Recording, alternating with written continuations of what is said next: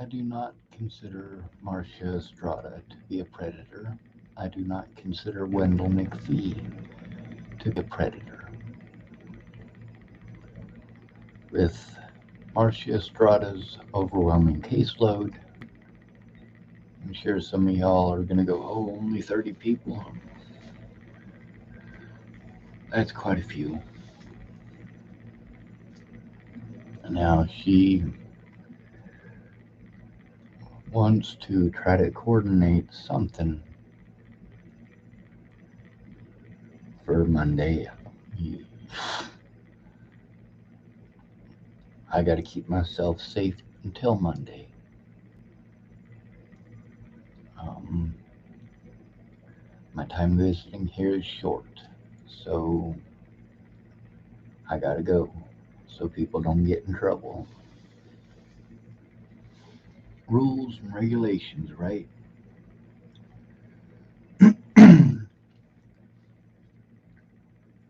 We didn't even go through 1/100th of 1% of the evidence.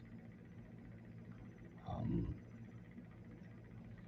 there's a lot of stuff I gotta try to hide on camera.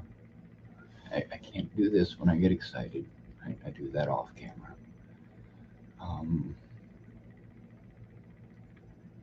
with my Tourette syndrome, the more nervous I am, the more complicated things get.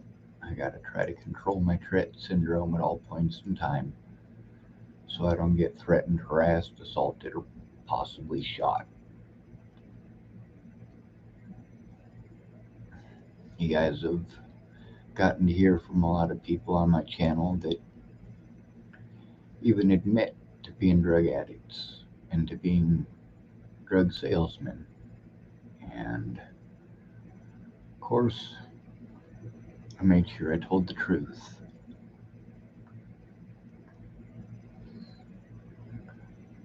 I want to work with Marcia Estrada,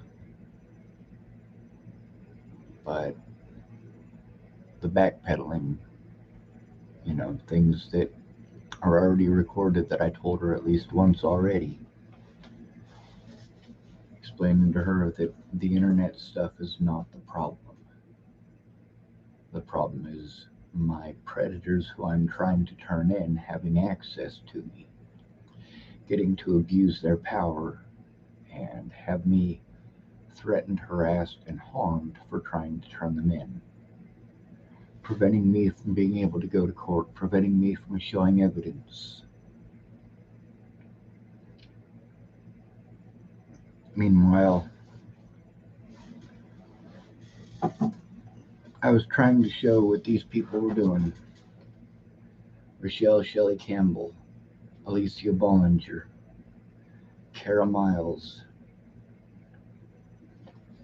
We haven't gotten to go through much of this. There is just too much of it. Just too much to get done, especially when people have families. They have their own appointments to go to, they have their own lives to live.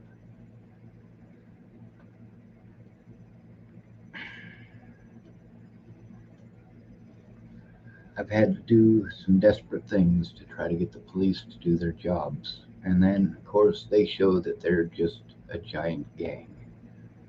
Any police officer can press false charges on you at any point in time and have you threatened, harassed, harmed, intimidated, thrown in the clink or thrown in the slammer. Do you know the difference? The clink is the county jail.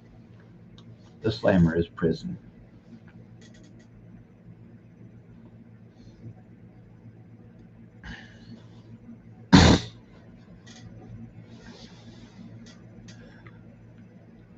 I have 14 days to get everything put together and try to get it to court. But the fact is, the police, Nebraska State Patrol, Dole County Sheriff's Department, Cheyenne County Sheriff's Department, Garden County Sheriff's Department, they all got my number. Those of you who don't get that vernacular, well, having someone's number means they have it out for you.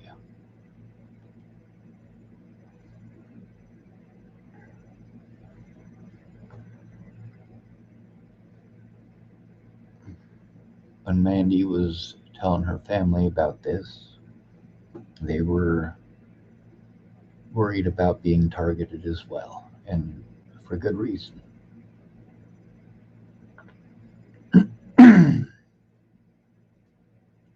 When it comes to Wendell McPhee, I tried to call earlier, but I was busy. Um, he might be calling in to check on me and make sure I'm all right because I told him I'd be back in a week, and it's almost been a week. Someone might have told him that I'm going to post his stuff up, and I don't really want to have to do that, but it is definitely necessary. Um, he's also not an unreasonable man. He doesn't want to get involved, but the fact is, the moment he told me about Sandy Fromm trying to get that Tim feller to kill me, it became a very serious situation. I did record a lot with Wendell McPhee, a whole lot. Now, obviously, that's not stuff that I want to post all over the internet. I like the guy.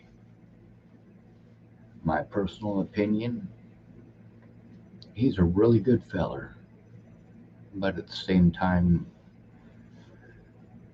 he's one of the people who told me that Scott DeCosta was running around town saying that he was going to run me out of town. There's a big difference between wanting someone out of town and harassing, threatening, and abusing your power to run someone out of town. And he did this repeatedly. There's obviously thousands and thousands of videos, and the videos show that this stuff is all BS. All of it. Now, some of the stuff that I sent to Mandy, she hasn't been able to go through all of it, and how the hell could she? There is so much of it. I have to find a safe place for my evidence, and I have to have access to the evidence. See, one of the ways that they were preventing me from being able to turn them in is by making this an incredibly complicated situation. I mean, me and Mandy have gone through 1/100th of 1%, if that, of the evidence that I have, that I was writing it down. I mean, every bit of this paperwork I can show that is bullshit. They put in just enough in there to try to sell their story. Just enough. But that's what they're doing. They're selling a story. A bullshit story. And I'm trying to show the truth, the whole truth, and nothing but the truth. Now, obviously, between posting up a whole bunch of Wendell's personal business so that you guys can listen to the 5 minutes or 20 minutes or 15 minutes or 11 minutes or whatever it happens to be in each of these videos where the situation is about Sandy and the threats against my life, I'm pretty sure he don't want all that up there. He don't want all his personal business that he told me up there. Who would? Obviously, there's a lot of people pissed off because their personal business is up.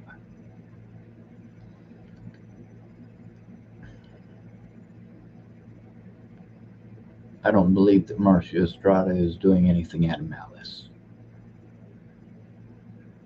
With Wendell McPhee, there's a possibility that he knows that I'm going to have to post everything up, and he don't want that.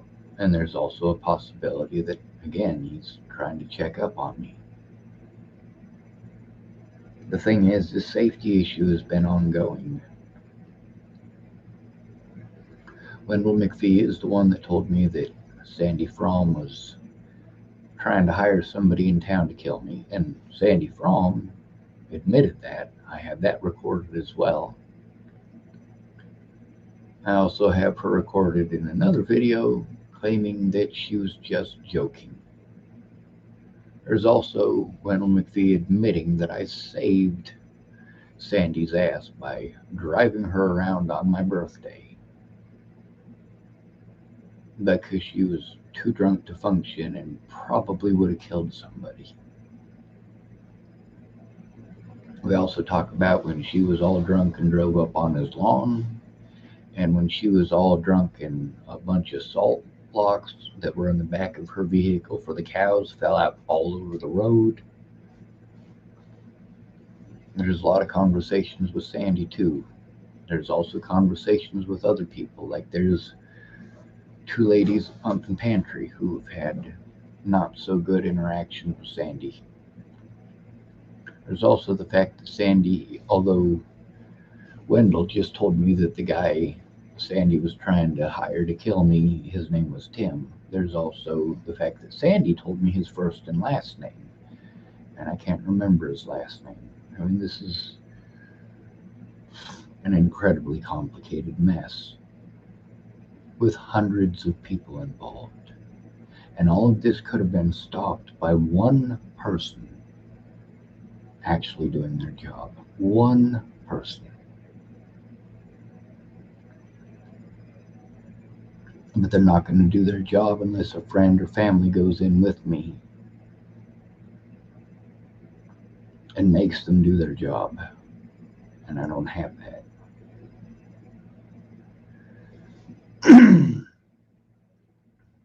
There is a lady who's going to try to make it to court.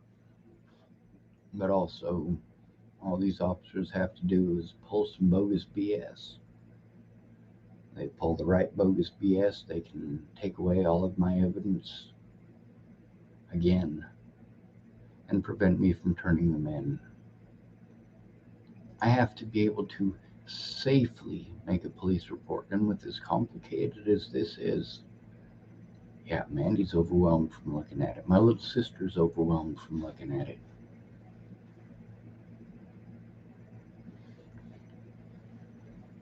And I have meltdowns from looking at it.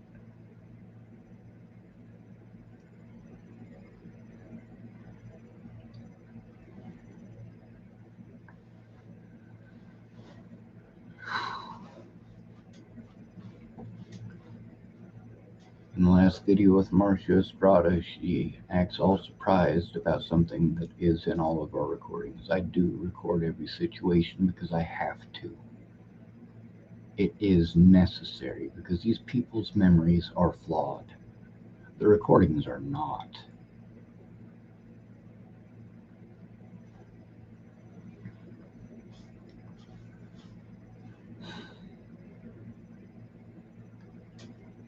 I don't have a safe place to go when I leave here. I was staying with a guy named Dallas, but it is entirely unsafe for him for me to be there. It's unsafe for his kids for me to be there. And they're not unsafe because of me. I am at absolutely zero risk of harming these kids. But then again, Scott DaCosta has done everything that he can with his smear campaign. It's obvious that laws were broken, a lot of them. I need to be able to sit down with this stuff with a professional. I need to have a safe environment where my predators do not have access to me, which they have had for most of my life.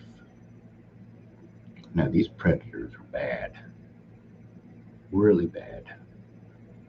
And I've had a few people compare the shuffling of these people around all over the place to the Catholic Church shuffling around priests who molest little boys.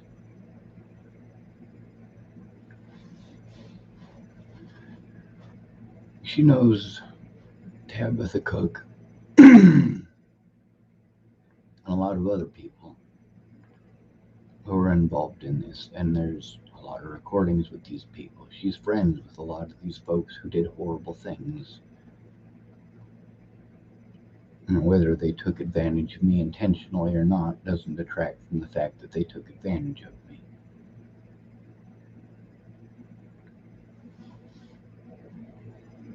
And then there's the fact that there is so much rampant violence from law enforcement and in the prison system. I mean, I'm in McCook, Nebraska. They just murdered a dude just 2 days ago. Murdered him straight up outside of the Walmart.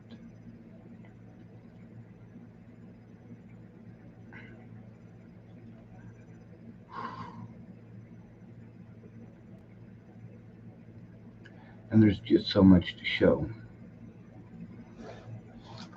I mean, Mandy could only scratch the surface of what we've gone through already.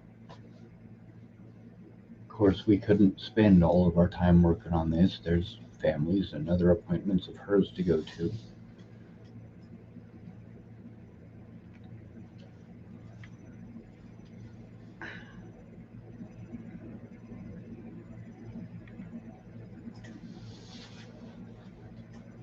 I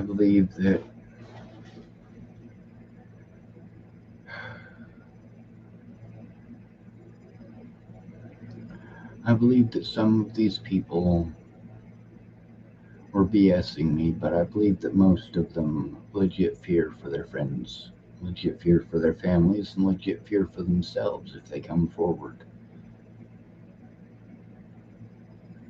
My experiences have shown me that if they have those fears, they're justified.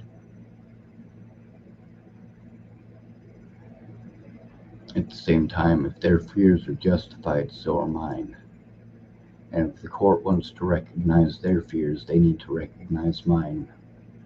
If these people are being threatened, harassed, and intimidated just for defending me on the internet, imagine what it's like for me.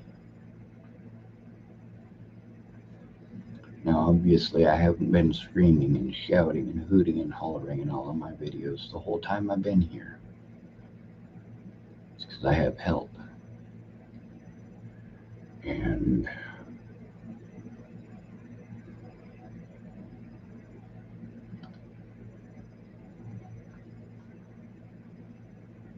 I don't know what to do.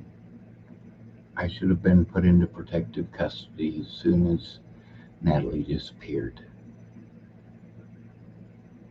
Those police officers, when I went in there to talk to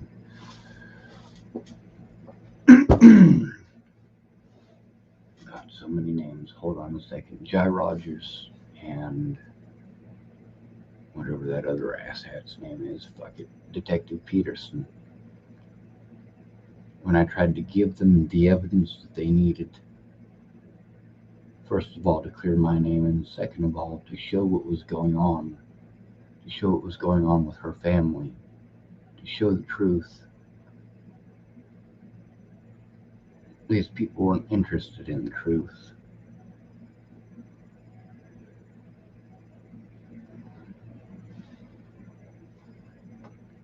The abuse that I endured because I am an at-risk adult is horrible.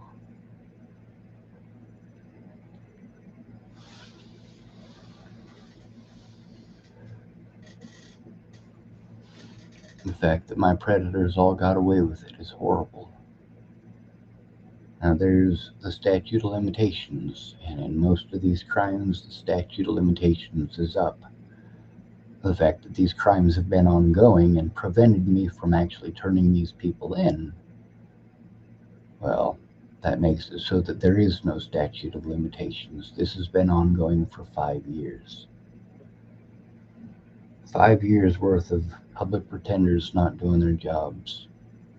5 years of all these places that I was trying to turn it into, telling me it's not their job, it's not their job. Meanwhile, I've gotten to see many of these places have actually helped my predators. How horrible is that? All of this was decided on the police level. None of it was decided in the courts. That's the problem with police officers. They have too much power, not enough oversight.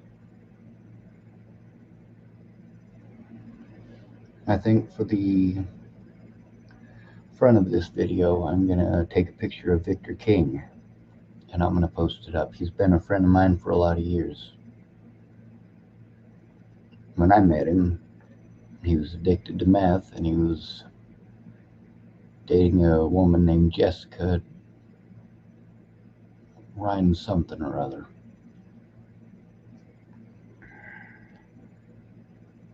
Jessica Reiner, maybe?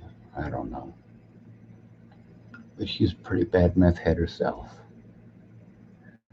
So, here's the story with Victor King. One day I'm walking by the library. The cops got Victor King sitting on a bench, and there's a backpack.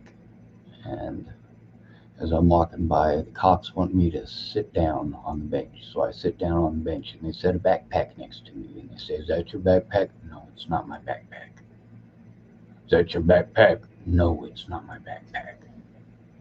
Finally, Victor King admitted that it was his backpack, and he disappeared. And they locked him up. Then he got to be a community support worker. He got off of the meth, and as a community support worker, he tried to help us out. So Victor King, even when he was strung out on meth, he was always good to us, for the most part. He was kind of a dick, but he's changed a lot.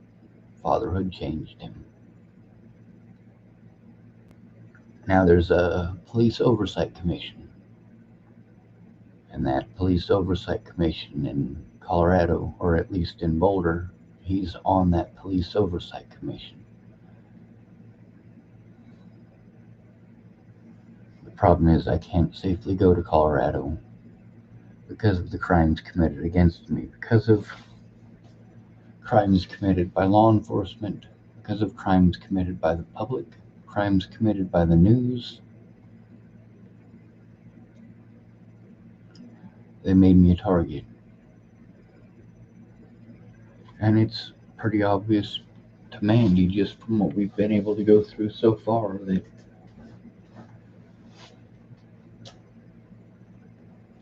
well, I'll have to ask her about that, I suppose.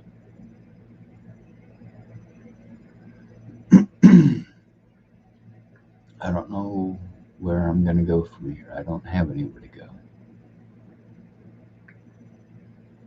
I know that Dallas has been targeted by the Dual County Sheriff's Department on more than one occasion. I know that he has been threatened and harassed by the sheriff, threatened with CPS and the like.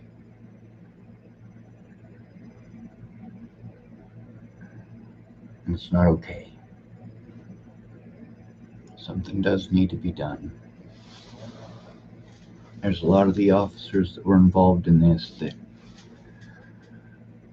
well, after you try to turn them in, it's no longer appropriate for them to, well, for you to be continually forced to go talk to them. Now, trying to turn them in requires someone else there. Without someone else there, it doesn't matter. They'll do whatever they want. They'll break the laws to cover up their crimes. And when they got badges, they'll help each other out.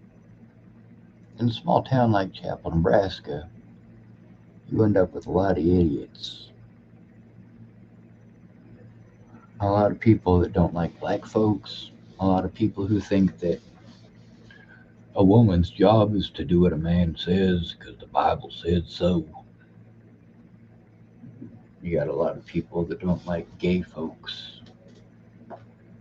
They don't like the LGBT community. They basically center their entire existence around hatred. And even in town, everybody hates each other. And they don't want to know what everybody else is saying about everybody else. Oh yeah, they do. That's what people do in small towns.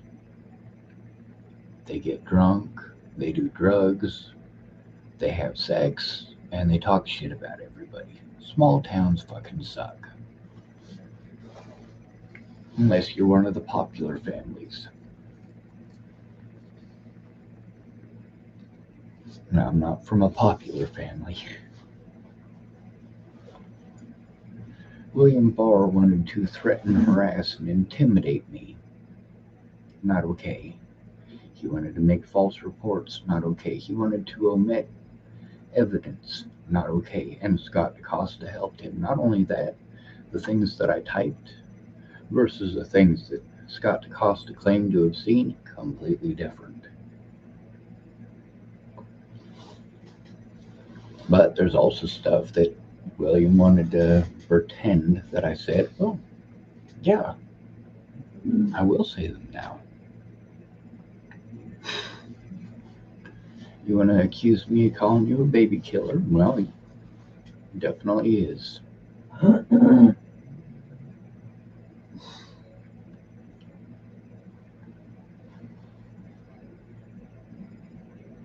People are dead because I wasn't heard.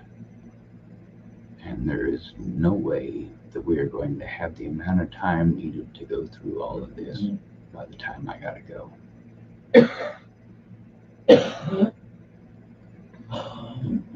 You alright? Yeah.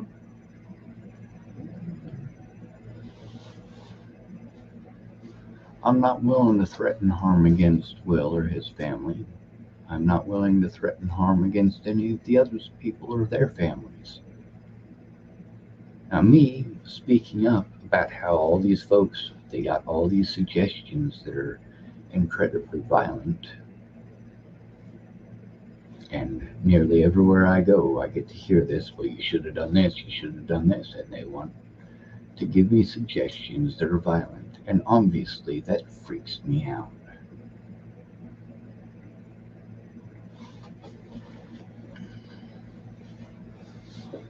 Now, there's a lot of these people who did wrong things to me, things that are illegal and immoral.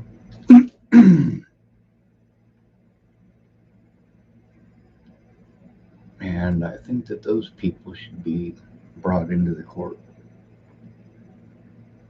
I think that because of the safety issues with the police and with the things that they did or did not do, that these people should be allowed at least leniency, if not being allowed to get away with their crimes altogether. I believe that if Chris Kurth is willing to get on the stand and admit to his wrongs, that he should be allowed to be let go with lesson learned.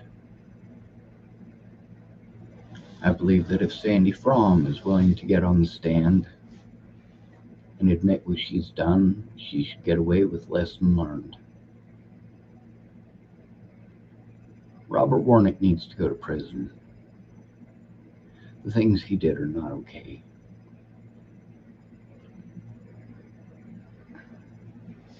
Now, obviously, trying to hire someone to kill somebody else is a pretty major felony. And obviously, with that Tim feller not coming forward about it, someone came to him and asked him to murder somebody. That guy should probably come forward before he ends up in prison, because I do have his first and last name recorded on here. Or actually, it's recorded on there.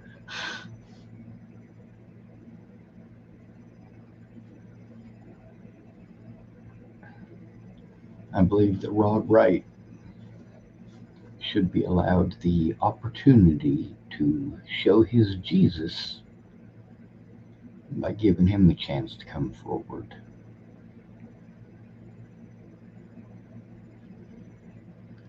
Now, I'm going to make another video after this one, and it's a repeat of one from a long time ago, and some posts from a long time before that, before I ever knew how to use this video stuff.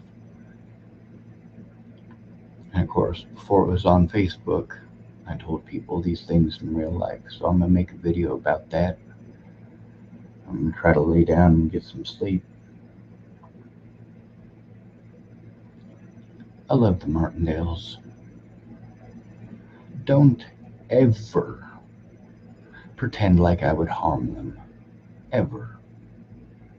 It's not going to turn out well for you because I am going to expose the truth. The Martindales do know that I love them. They invited me to nearly every family gathering for years.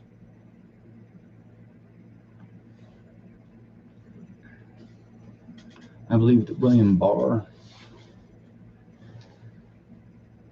well, being as he withheld evidence in many different situations, including the Natalie Bollinger case, and intentionally prevented me from getting the help that I was promised by Justine Marks, and the fact that he used Rick's name, Rick Martindale's name, in a way that he should not have.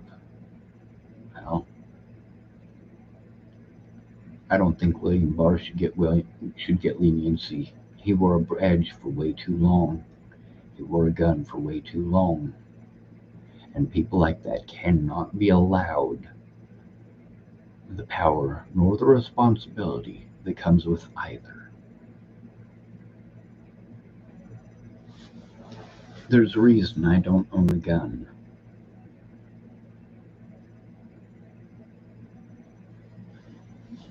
It's just one more reason for them some bitches to pretend I'm a bad guy. Meanwhile, all of my predators have guns. They've shown this time and again. Obviously, I've spent thousands of dollars, but you know what? The Dual County Sheriff spent hundreds of thousands of dollars to try to cover up his crimes and those of his deputies. And why wouldn't he? He's looking at a prison sentence. But I gotta be able to turn this in safely, and I can't do that alone. And there is obviously too much to go through. Now, Mandy, even with all the stuff that she's seen already in the video that she made about what she's seen, we haven't even touched the surface in that video of the stuff that we've gone through already, and there is still obviously so much more to go through. So I gotta spend tomorrow morning trying to find a safe place to go, a place where I can work on these things before they try to trump up more charges.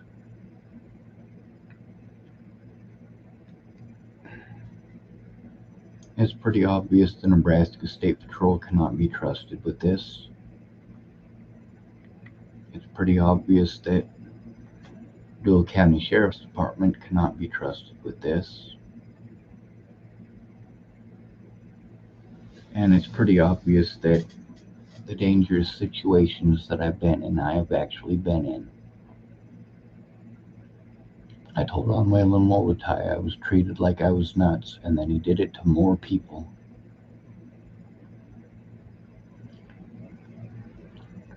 I tried to tell on Clearview I was treated like I was nuts, and they did it to more people. I tried to turn in the guards in the prison. Now, all these people keep on proving me right. You guys are mad because I yell, or because I curse. I'm going to show you something.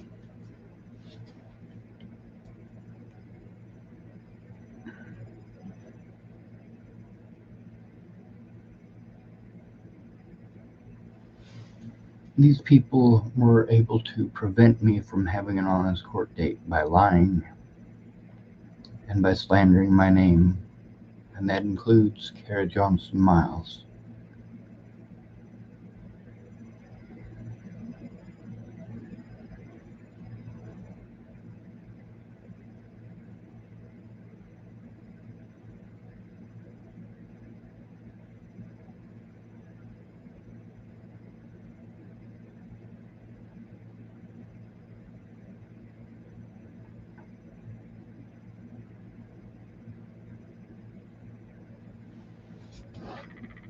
This is Natalie Bollinger. She was my best friend. And even being my best friend, I knew in the situation that happened on my birthday with her mom finding her heroin, me being severely dehydrated, having a fucked up car and a fucked up phone.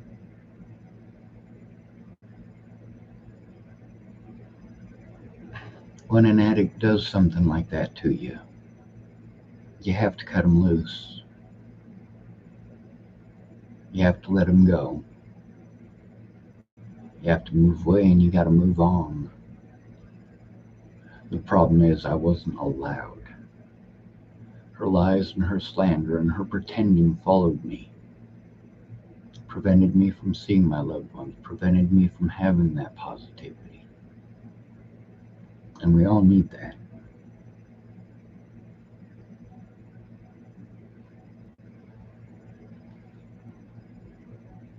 Natalie Bollinger is dead because I was not heard.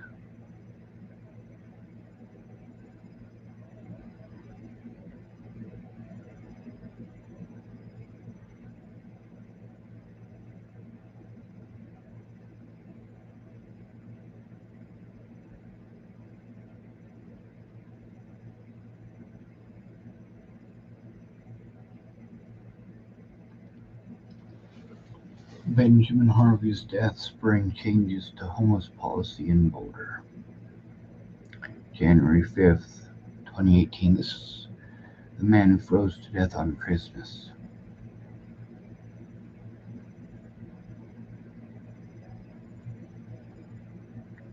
The one who used alcoholism as an excuse for the horrible things that he had to go through.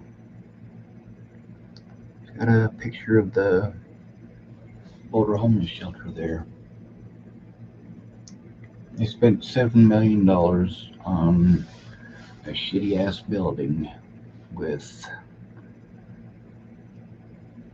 I want to say, 122 beds. I just looked it up a few days ago.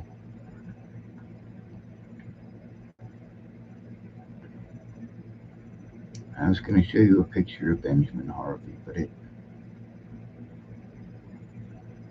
doesn't appear as if they're going to do that. The homeless take care of each other extremely well. That's not saying that there aren't predators. There's a lot of predators. We look out for each other. We try to keep each other safe. We try to keep your kids safe. The best way we can keep your kids safe is to run them off. There's a lot of good people out there that are homeless. And when they see your kids around them heroin heads and those meth heads, those addicts, those good people try to separate your kids from those addicts the best way that we can, the only way that we're allowed. And that's to scare them off. Tell them, hey, you need to go home. I guess that's not that scary, is it?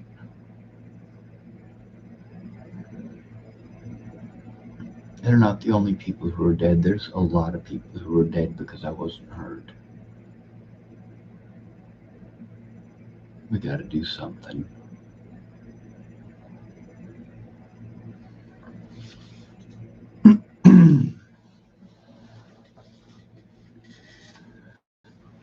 I need a safe place for my evidence where I can go through it. If there's a safe house in McCook, I'd go there. If I felt comfortable talking to the police here in this town, I would certainly try. But with them murdering people at Walmart, I can't have that.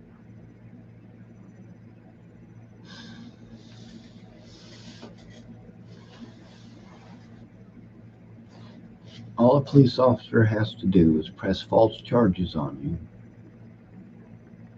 you, and every cop in Nebraska is your enemy.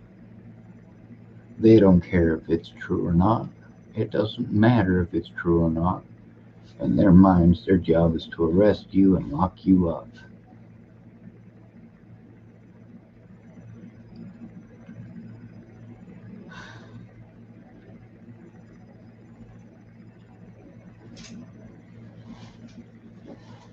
The harassment and threats by these people needs to be stopped.